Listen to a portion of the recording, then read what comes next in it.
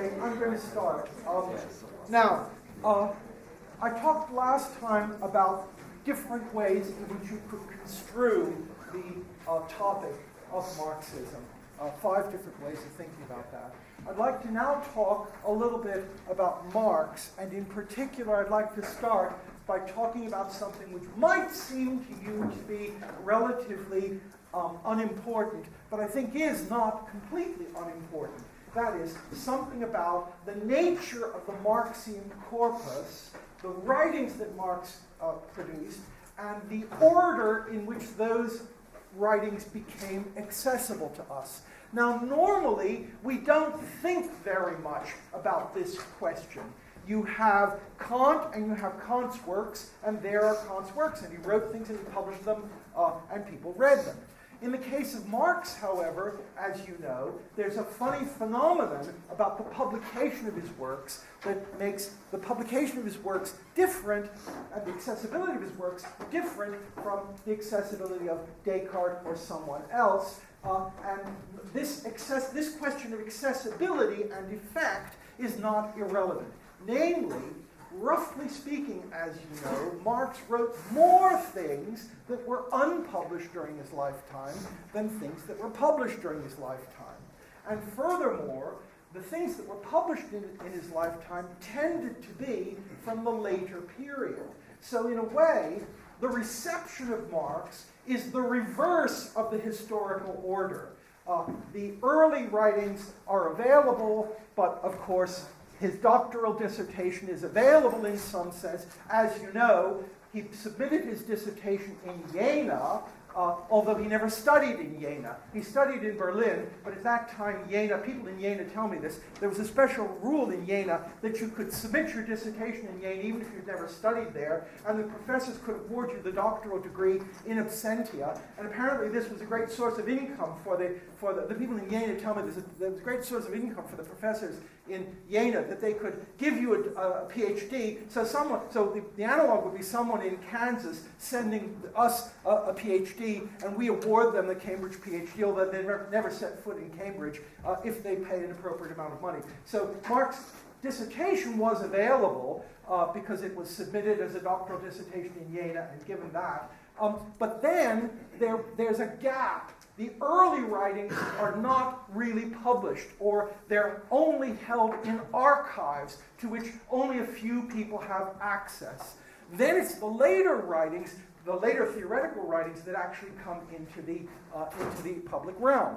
Now, what this means, of course, is that when the Marxist political movements get started at the end of the 19th century, their image of what Marx was, what he thought, and what he could have thought, is determined by a particular small segment of what we now see is the Marxian corpus. So they had at their disposal Capital, which is a relatively late work. They didn't have at their disposal some of the things that we think are, in the 20th century, and people in the 21st century have thought are particularly important, such as the philosophic economic manuscripts, the German ideology, etc. They're works that are only discovered and published in the 1920s.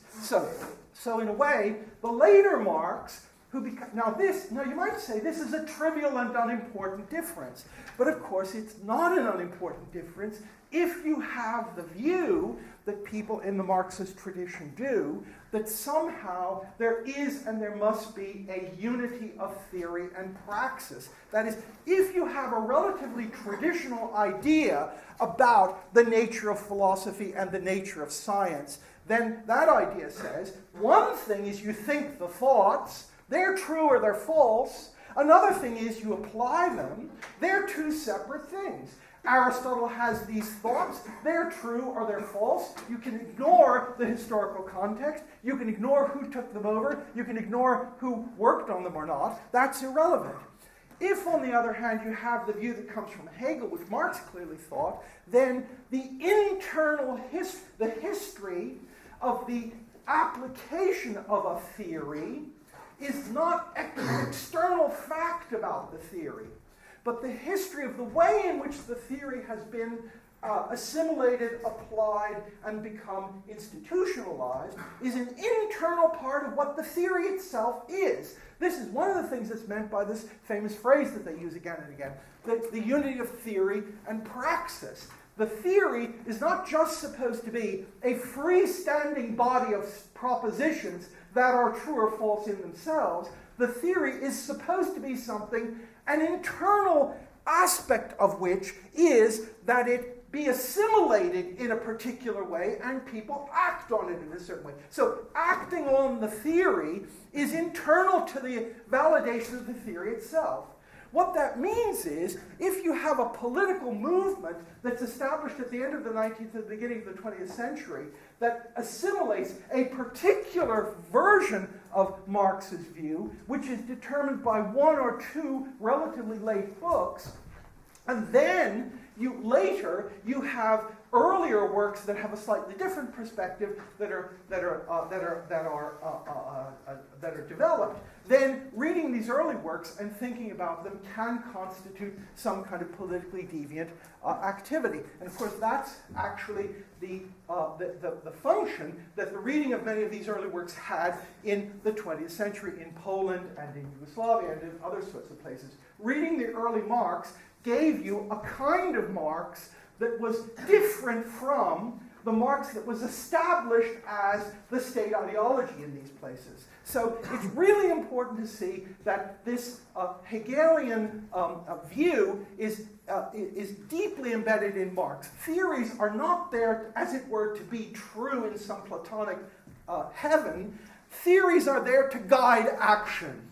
And therefore, the failure or the success of a theory in practice is not an external property about it. So when Sartre notoriously says at the end of the Second World War, the great advantage of Soviet Marxism over all other possible forms of Marxism is that it exists. So Sartre says, look, there are all sorts of ways you could think about Marxism. Yes, of course, that's fine. But if you think about Marxism in a way that would have been appropriate for Marx himself, you think about it not in terms of some ideal construction, you think about it as a thing that's actually embodied. And the actual embodiment of the theory is not irrelevant to that. So when Sartre speaks of Soviet forms of socialism as really existing forms of socialism, that for him is an endorsement. Now, of course, later the term der real existierende Sozialismus, which is the term that's used for the really existing forms of socialism in Eastern Europe, comes to be a pejorative description of this. But originally, it's not pejorative. It's a kind of compliment. So Lenin, of course, is a Marxist without ever having read the philosophic economic manuscripts and without ever having read probably the German ideology. So that's an important fact about the history. So when you look at the history of these things, you have to look at the history of these things in the context of what was available, what was institutionalized, how it was institutionalized, and what result that had. Okay, now, so once we now can look back, once in the 20th century they have more or less the whole corpus, you can look back on this corpus and you can have a certain first impression of it. And the first impression you can have of it is there seem to be two distinct strands in this corpus. There seem to be two different approaches, two different nuggets, two different kinds of theory. There's first a kind of Marx who is something like an orthodox Marxist thinker. That is, at various places Marx says, my theory is continuous with economics, it's continuous with history, it's a form of science. Engels famously talks about Marx having discovered the laws of motion of society. So one strand in Marx is Marx as an economist, or a particularly astute political economist, and where political economy is understood more or less in the way in which a Victorian gentleman in the 1860s or 1870s would have understood it. We know what a science is. historical materialism is a science. Historical materialism, he says, is not moralizing. It's not a moral view. It's a description of what actually happens and a description of what actually must happen. In the famous preface to the second edition of Capital, he says it's about the necessary transformations of one form of society to another, independent of what anybody might think about it, and the forms of consciousness. So it's an objective science in some way. It talks about necessary motions, necessary connections, and in that context, people's epiphenomenal beliefs are not important. And Marx sometimes talks in this way. You might call this the positivist Marx. So Marx is a kind of scientist who's talking about necessary forms of transformation, is against moralization, and is talking about not what ought to happen, but ways in which society will necessarily transform itself into another way. That's one strand. But then if you look at the early writings, you can see there's another strand, which is Marx doesn't look so much like a Victorian economist of a particularly high-powered kind. He looks like a Hegelian social philosopher. That is, if you look at the early Marx, it looks as if he has not a moral theory of society, but some kind of evaluative theory of society. It looks as if he's talking about alienation, he's talking about ways in which people are deformed, he's talking about ways in which society should be criticized. So there's an early view which seems to be a view that's very strong on Hegel. It's full of Hegelian terminology, it's full of interpretations of Hegel, and although it's not moralizing, it's evaluative in some way. Now, perhaps I should say something about that. Now, it is obviously true that Marx was always against moralization. But you have to remember that what he means by moralization is not the same thing as what we would mean by normativity. That is, he means something different from that. When he says philosophy should not be moralizing, there are three possible things he can mean. First, he can be rejecting moralizing in the sense of a Kantian or Christian form of ethics. That is, he can say moralizing is wrong if you mean by moralizing doing what Kantian philosophers think moralizing is, or Christians think moralizing is. Namely, Kantian philosophers think that you're moralizing if you abstract from the whole of the empirical world, you don't let your empirical impulses play any role in your evaluation at all, and you look simply at the formal structures of the maxims that you follow.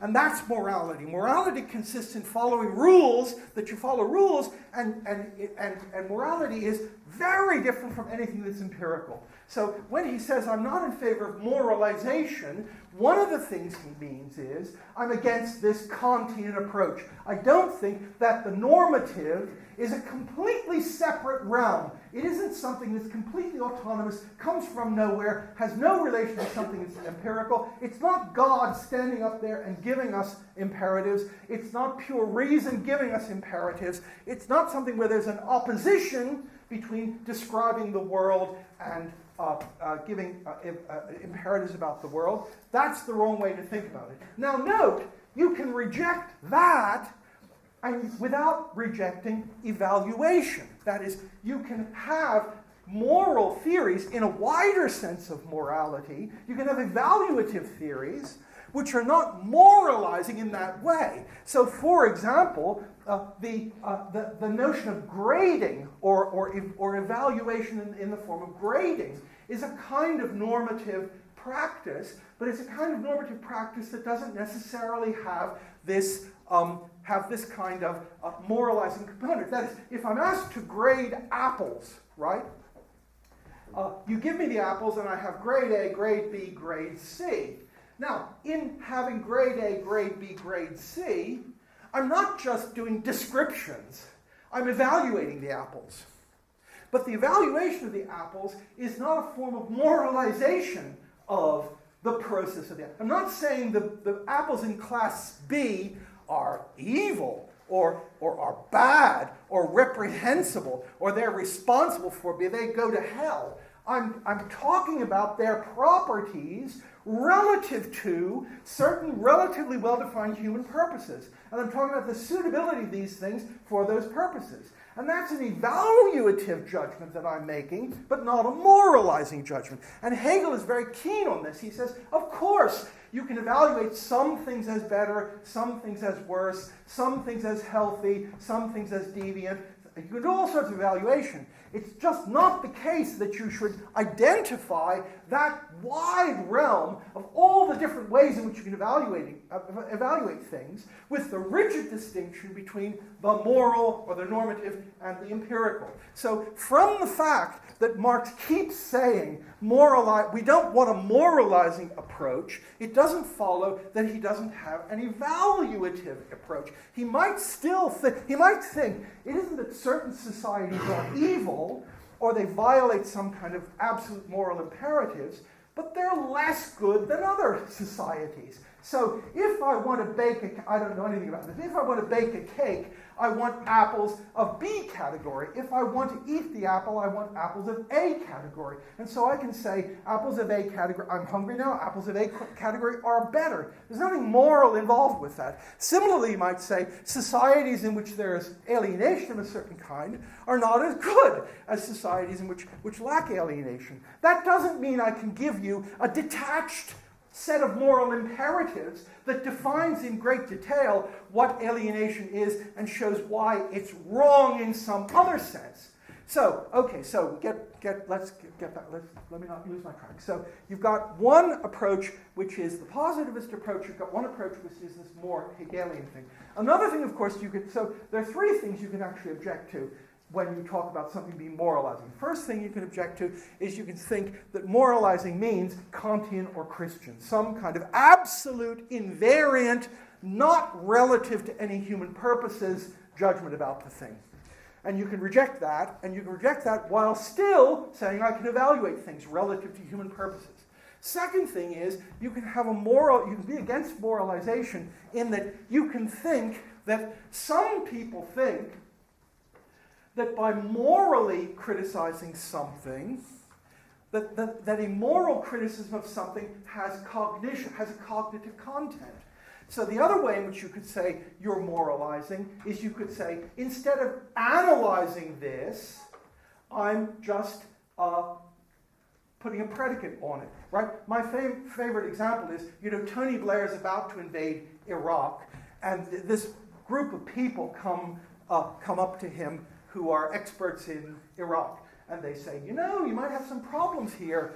You should think about this. Look, there are different groups in this. Iraq was cut out of the Ottoman Empire at a certain time, putting together various things in the interests of British women containing control of it. There are internal religious and ethnic and economic differences in the thing. You might have some problems if you just came in and you come in and just smash everything up. And it's reported that Blair said, well, but Saddam Hussein is evil, isn't he? Now that's an instance of moralization. What's wrong with it is not, as it were, the Kantian theory that's behind it. It's the idea that you can use a moral judgment, which might or might not be correct, and you can use that judgment short-circuiting every other consideration, as if that judgment itself was cognitive, as if that judgment itself gave you automatically the way you should act. So it might well, who knows? It might well be the case that Saddam Hussein was evil. But that was irrelevant, in a way irrelevant to the political context. Because what these people were talking about was the empirical difficulties of doing this and what were you going to do about this. So another sense of moralizing is short-circuiting, as it were, going from an overall judgment, which is an evaluative judgment, straight to some kind of thing. And the third thing, of course, is to think that moral preaching will be effective, right? The third thing is to think that the way to make the world better, the most effective way to make the world better, is by preaching to people and telling them what they ought to do and what they ought not to do, rather than, for example, changing their social institutions. Now, you can say that part of changing their social institutions will be preaching to them. I mean, you won't so again, preaching to them and changing the social institutions aren't necessarily two disparate things. But so the criticism of moralism then can be, you don't try to change the institutions or structures, you're not interested in that, you just try to change how people work by preaching at them. And that might be, and so Marx might well have said, my theory is not moralizing, and no theory should be moralizing, in one of these three senses. It isn't that we have a moral judgment that's completely independent of reality. It isn't that a moral judgment automatically gives you cognition of the situation or automatically allows you to see how to act on it. And also it might not be the case that moralizing is a good way of changing people's structures. So you might think all of those things without thinking that your theory had to be a theory which was completely non-evaluative. So what I'm trying to say is the positivist has a very strong view, generally a Kantian view, to the effect that there are cognitive things and there are moral things. And therefore, if this is going to be a cognitive theory, it has to have no evaluative aspect to it. But remember that when Marx uses the term science, that is Wissenschaft, remember Hegel's term for his philosophy is Wissenschaft. So when Marx says Marx's approach to the world is Wissenschaft, is scientific, that doesn't mean his approach to the world is like Newton's. Engels sometimes says it's like Newton's, but that's what Engels says, and that's what Engels says when he's standing on Marx's grave. You know, when you're standing on someone's grave, giving a grave speech, you're not necessarily that's different from being in a seminar. You say, I say all sorts of things at the side. I'm at the age now where most of my friends are dead, and you stand at the side of the grave, and you don't necessarily. I don't stand at the grave of my friend Dick Worthing and say, well, he didn't do this and he didn't do that right. And, he confused this and that. And it would have been better had he done that. That's not that. So there's, okay, so the fact that it's scientific doesn't necessarily mean it's got to be positivistic in this way. Okay, so we've got this initial observation that we make. There seemed to be a more scientifically, more objectivist, more positivist position, and there seems to be a more Hegelian, contextualist, socially critical position. Now, once you have that initial impression, you can say two things. You can say that initial impression is right, or you can say that initial impression is wrong. You've got two possibilities. Now, if you say that initial impression is right, then you say, okay, there is this strand of quasi-evaluative criticism. There's this strand of prediction, explanation, structuring of that which is necessary. There are these two strands, and if you think they're different strands, you can ask the question, how are they related to each other? And now a hypothesis will suggest itself to you, I propose. One hypothesis that will suggest itself to you is these are different positions. The initial observation is right, and they're different positions, but the difference is to be explained historically. There's an early position and there's a late position. And there's an early position in which he was more like a Hegelian social philosopher, and there's a late position in which he's more like the thing that Engels described him as being. And so there are these two strands, but they don't have equal standing or equal value. They can be understood historically. And as you know, lots of philosophers were like this. There's a pre-critical Kant and there's a critical Kant. There are two Kants. There's a Kant before the Critique of Pure Reason, and there's a Kant after the Critique of Pure Reason. There's an early Wittgenstein, there's a late Wittgenstein. The early Wittgenstein has views about propositions, the late Wittgenstein has views about language games and changes his view. There's an early Heidegger, there's a Heidegger 1, and there's a Heidegger 2. There's an existential analyst of the human condition and the way in which we relate to time, and there's a person who tries to get away from conceptualization and tries to get away from anthropomorphism altogether and describe a history of being. So we're familiar with this schema of an early and a late one. And then you can say two things. you can say either. You either pick one, and then you can say either. Well, the early one was just his immature thing. He was a Hegelian to begin with. He didn't, but they were the eggshells behind his ears. Everybody develops, and so it's the late one that's really right. So the early one has some significance, but has some significance as a way of allowing us to understand how he developed to the late one.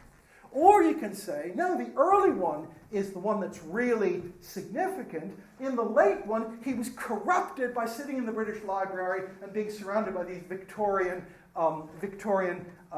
institutions in London, and he had this original view when he was in the 1840s, when he was trying to apply Hegel to the world, but he lost it, and he became just one more sort of dull Victorian economist at the end. So you can have either of those views. Now, as you know, the history of the interpretation of Marxism in the 20th century is mostly defined by this kind of discourse, where you have people like Lukács, right, great Hungarian Marxist Lukács.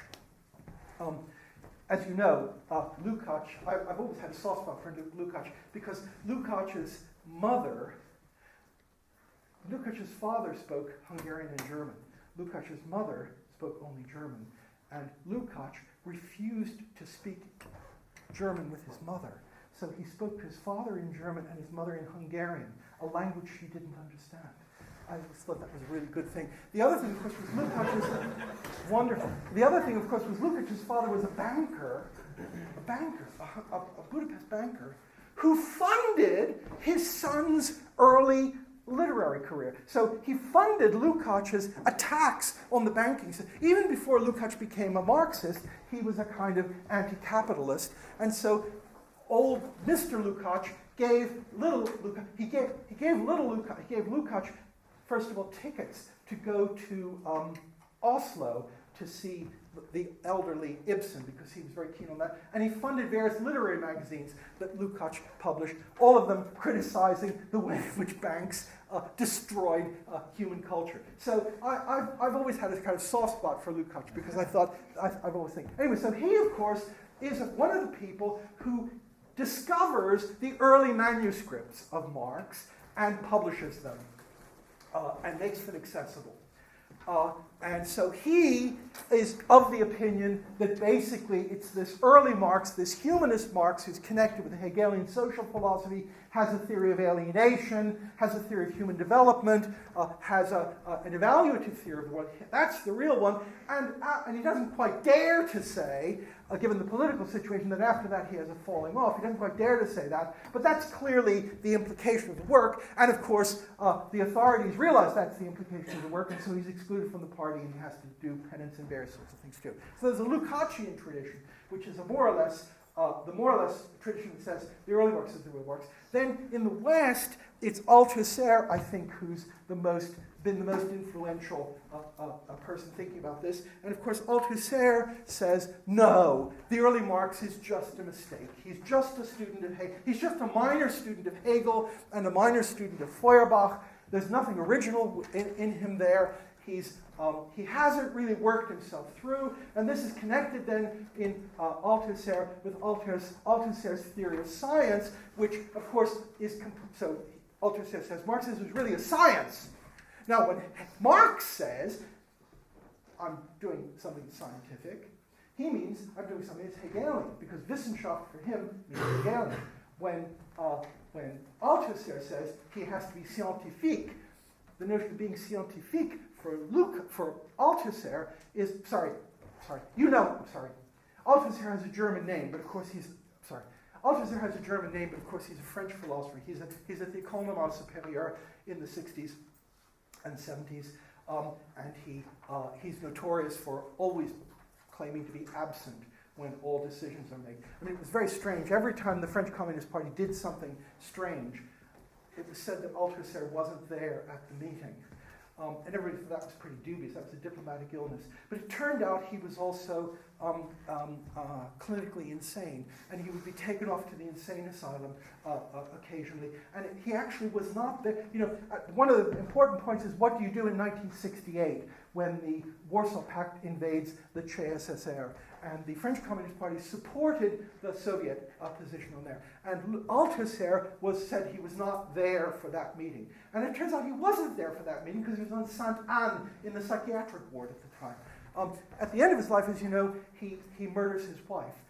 He writes this autobiography, wonderful autobiography, which begins by saying, Hélène was lying in front of me in her silk gown. I began massaging her neck as I always did. She seemed to like it. I massaged it more and more firmly. She seemed to like it even more. Suddenly, after 5 minutes, I looked down on her and she was completely blue. I stood up and ran shouting, I have killed Hélène! I have killed Hélène!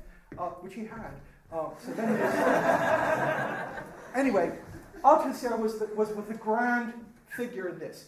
And now he had a particular view of what scientific meant.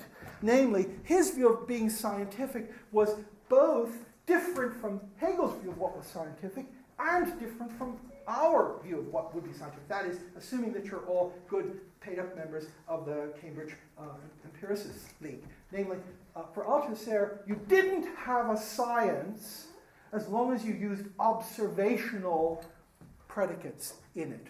The notion of a science was the notion of something. So if you think of the empiricist model is you get observation, you get generalization, you move up from those observations to more and more general things. I see that you have glasses, I see that you have glasses, I see that you have glasses. I make a rule. People with glasses are sitting in the front. Then I make a more general rule. So you move up empirically, generalizing the empirical concepts.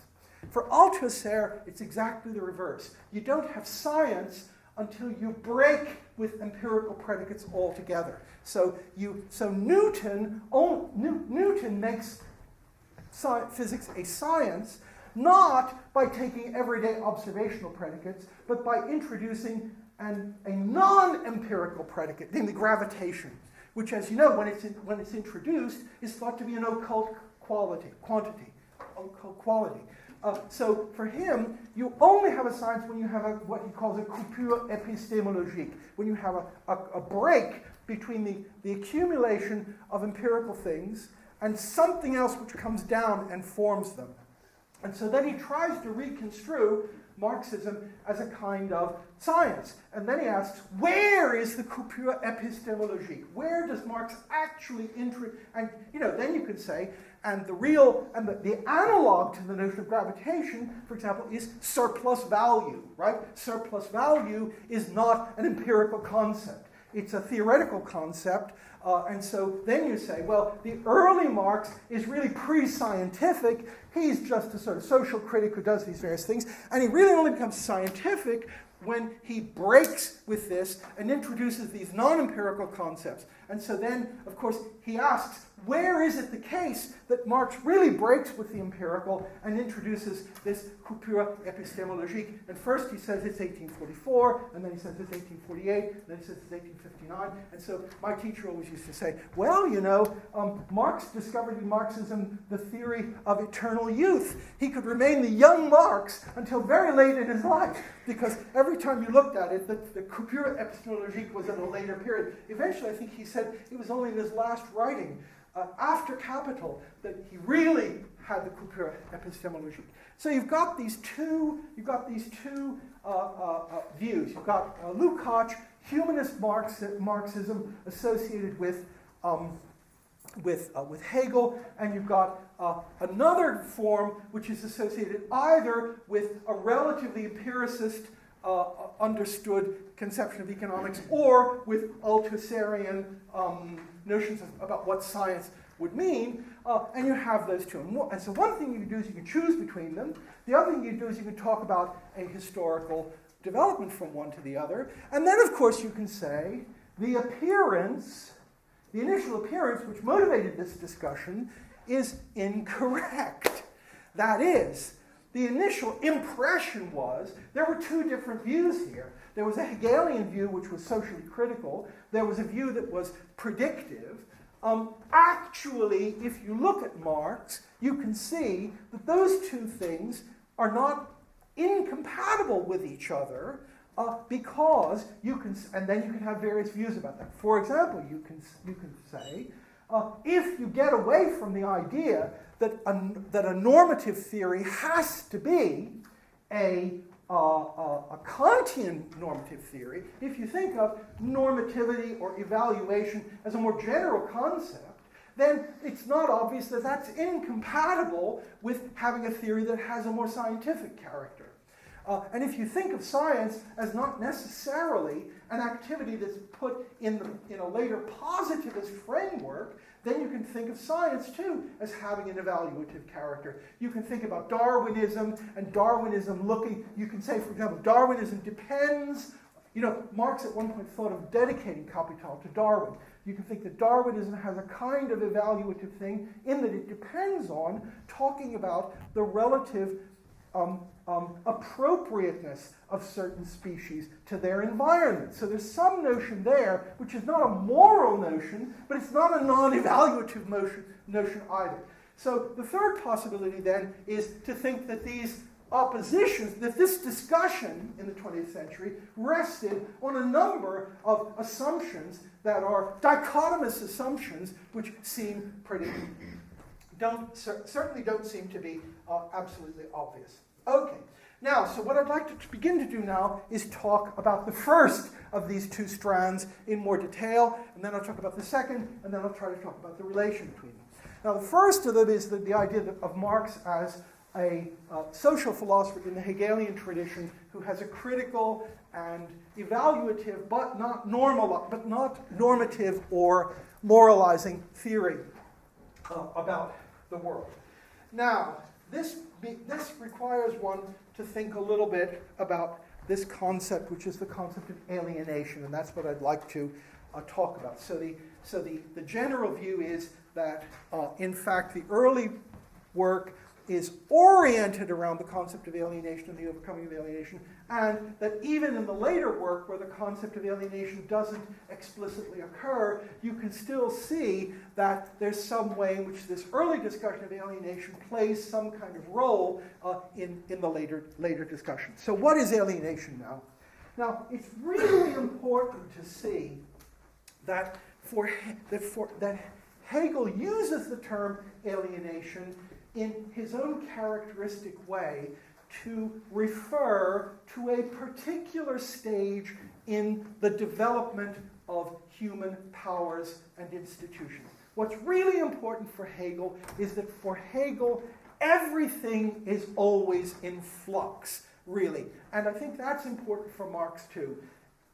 You can take a snapshot of history at one time and talk about the things within that snapshot as if they were simply systematically there. But if you really want to understand things, you have to understand things in their development. Only in their development and their movement do you understand the world. That's a central Hegelian thought, and also thought that Marx has too. You can't understand the economy without understanding history.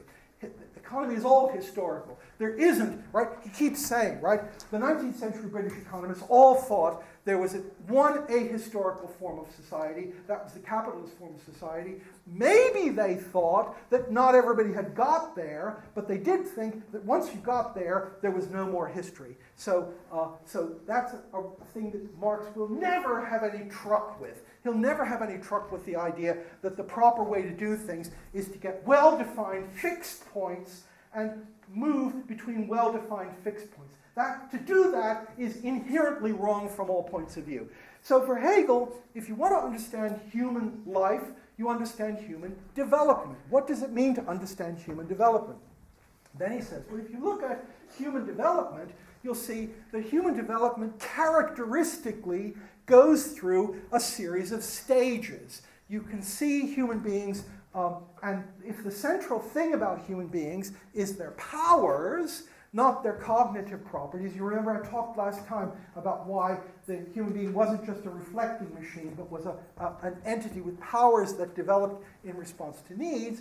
If you think of that as the central thing, then you can ask yourself, if you want to understand human beings and human institutions, you see how they characteristically develop their powers so as to satisfy their needs. How does that happen? And then Hegel makes a structure which he uses for analyzing this. And he says you can think about this in 3 stages. There's a stage in which people have what he calls an immediacy of power. There's a stage of alienation, and there's a stage of the reappropriation of alienated powers. There are 3 stages, roughly speaking. So, if you think, for example, about phenomena like revenge, or phenomena like learning languages, or phenomena like playing the violin, if you think of Aeschylus, the Oresteia, he describes a situation in which each clan immediately responds to a blood act by another clan. If a member of your clan kills one of my clan, I kill a member of your clan. There's an immediate tit for tat. And that, of course, leads to an infinite chain of revenge, of vendettas. And the plays describe the way in which you move from that situation to a situation in which you give the power to punish, you take it away from the people of the clan who are offended, and you give it to a central authority. So in the beginning, we all sit together. You're a member of Corpus Christi College, you're a member of King's College, and a member of Corpus Christi knifes a member of King's College, and then you immediately have the power to revenge by knifing another member of King's College, or vice versa. And there, Hegel would say, that's a situation in which you have certain immediate powers. You're doing something. If you get struck, you immediately strike back. Now you move from that to a situation in which instead of you knifing the member of King's College, if the member of King's College has knifed a member of your college, you have a university board who has proctors and policemen, and the proctors and you now are no longer allowed to revenge yourself on the person who inflicts a wound on you. That power is taken out of your hands and is now located in the university police force. So the university police force now takes care of the situation.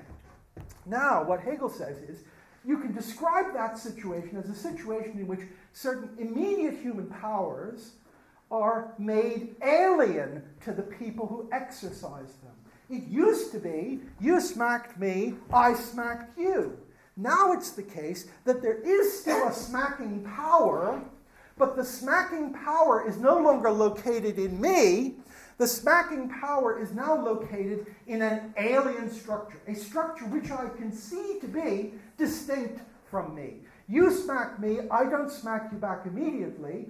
We call the university proctors, and the university proctors come in and smack you or put you in prison or do whatever they want to do with you. So there's a way. So the intuition is it's a characteristic way in which human powers develop that the immediate exercise of those powers comes to be alienated. We come in social context to create institutions and vest the powers that we have in those institutions. Now, in doing that, Hegel says, there will be a definite loss of a certain kind. That is, I will no longer be the immediate person who is the source of activity of this. The immediate source will be the policeman. However, he says, that alienation, under ideal circumstances, can actually have benefits, because by virtue of alienating those powers to that institution, eventually getting that institution under collective control, I could reach a situation in which at the end I've reappropriated those powers. So I first have the power simply to respond in vengeance. I act on my immediate impulse, I have the power to do it, and I have the justification to do it, I have the warrant to do it. And Marx says, that's a meaningful interaction. It's meaningful that if you slap me, I slap you. It's a source of meaning, too. Then second, we take that power away from the immediate people who exercise it, and we locate it in an institution that's separate. Now, he says, that institution can, and in general will, come to confront me as something alien, different. It's now the police force. It's not just people beating one another up. It's this entity out there which is responsible not directly to me but to the state. and that entity therefore confronts me as something which is separate from me, distinct from me, and might actually have power over me. That's a state in which I've alienated my powers. Now Marx says, but you could imagine a situation in which, after a long period in which the police force is just an arm, say, of the aristocracy, the society comes to be democratized in various sorts of ways, and so the police force there are powers located. So alienating the powers, he says too, is in good circumstances in general going to make them more efficient and better, because instead of if a strong person hits another strong person, the person who's insulted him or struck can hit back. If you hit me, there's nothing I can do, because what am I going to do? What am I going to do? It's a bit, what am I going to do? Tell you about me, what form would my revenge take? Telling you a boring story, telling you a bad joke. But the policeman is chosen to be a locus who is particularly efficient at this. So for Hegel, I'm talking just about Hegel now. I'm talking about the Hegelian background to the Marxist conception. So for Hegel, the externalization of these things is often associated with an increase in the power and efficiency of the thing, because you don't have to be powerful yourself. You've got a powerful agent there who is the police. But the increase of power and effectiveness is associated with an alienation of the power, too. Because although the policeman is more powerful and more efficient, he's different from you. And therefore, you see him rightly as an external obstacle to your duty. You would prefer, perhaps, to smack the person yourself, but the policeman stops you. So the policeman is encountered as an obstacle rather than as something different from you, something who doesn't necessarily have your interests at heart, and who is a separate source of being. So, and that sort of situation. And now he says, but you could imagine a situation in which the police force no longer has that property by virtue of them being embedded, he doesn't expatiate on this. Well, Hegel thinks by the police force being embedded in a social constitution and having people having power over the police, etc. So you've got a state of immediacy, a state of alienation, and a state of the overcoming of alienation, or the reappropriation of powers. Or another example is language learning. Hegel talks about Bildung and culture. And he says, look, suppose we're all talking in our own natural, immediate way. So I speak in the way in which people from the East Coast of the United States speak, and other people speak in their own native sort of ways, etc. Now there's a certain power I have which I exercise. But now at a certain point, suppose we all are learned to talk. We're all supposed to talk proper. That is, suppose we now say it isn't enough that I speak in the way that people in Philadelphia speak, and you speak in the way the people in Yorkshire speak, and you just speak the way you speak. Because communication is not optimized in that way. You won't necessarily understand me. Rather, we have a uniform international English language. There are standards for that. There are schools for that. There are books for that. And therefore, you start as a young person speaking in the way you do. You then go to school, and in going to school, you learn how to do it correctly. Now, the school is then a form of alienation because you speak in a certain way, but the members of the school board have their own view about how you should speak. And the members of the school board prescribe to you how you must speak. So it's particularly clear in the Middle Ages, of course, when you go to school, you have to speak Latin. The statutes are you can't speak the vernacular. So you're Albertus Magnus. You grew up somewhere around Cologne, speaking some kind of dialect. You go to school, suddenly you're whipped if you speak Middle High German. You have to speak Latin. So there's an alienation of the immediate human powers to a separate institution, which is the institution of books, international academies, schools, etc.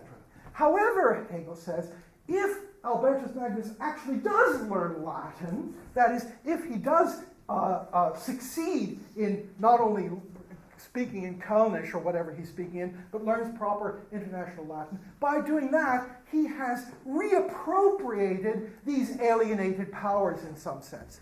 And similarly, I'm just giving examples again. Similarly with violinists, we all heard these stories about gypsy violinists who are untutored, right? They just play the way they play. And my friends in Berlin used to tell me about what would happen to them. They'd find this gypsy violinist somewhere in Eastern Europe. They'd bring the gypsy violinist and give the gypsy violinist lessons. That was the end. They just couldn't play anymore. That shows that was not a healthy development, because the healthy development would be the gypsy violinist plays wie ihm der Schnabel gewachsen ist. He just plays straightforwardly. And then he's taken to the music high school, and he's forced to play arpeggios in a way, and he can actually do it, and then he comes out as a better violinist. Okay, so for Hegel, this is a schema, a general philosophical schema that you can apply to human life in any number of ways.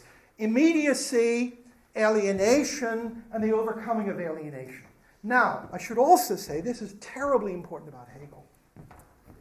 You will then immediately, or if you have a certain kind of philosophical sensibility, you'll immediately say, what about, if there's immediate powers and there's alienation and there's the overcoming of alienation, then what are the real immediate powers? There must be some bedrock of really basic human powers that are just the immediate powers. So what are the immediate powers then? You might ask that question. And now it's really important for the Hegelian project to see that question makes no sense. What distinguishes Hegel from analytical philosophy and Plato and Kant and other things is that he thinks that question doesn't make sense, because he thinks that language is inherent, or conceptualization is inherently a matter of moving from one semantic structure to another. That is, Plato thinks, as you know, the way you start in philosophy is you define what justice is.